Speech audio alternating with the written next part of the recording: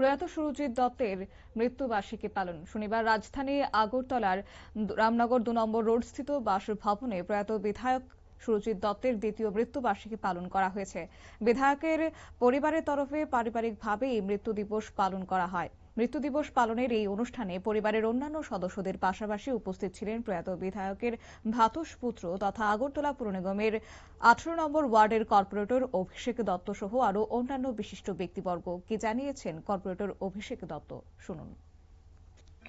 আজকে মূলত আমাদের প্রয়াত জননেতা স্বর্গীয় সুরজিৎ দত্তের দ্বিতীয় মৃত্যুবার্ষিকী।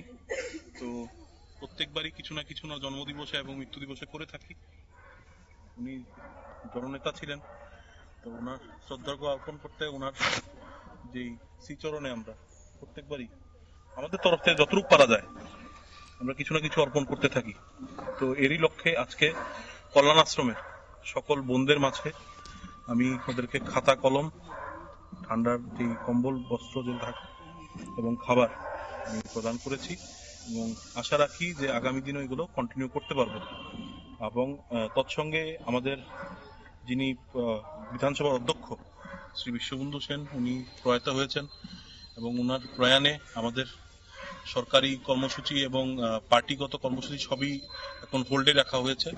তো আমিও এটাকে সম্মান জানিয়ে আমাদের যে কর্মসূচিগুলো রয়েছিল আরো দুখানা কর্মসূচি রয়েছিল আমাদের, তো এগুলো আমরা খুব এখন করছি না, এটা আগামী ৩০ তারিখ বা পরের বছরের দিকে করবো আমরা।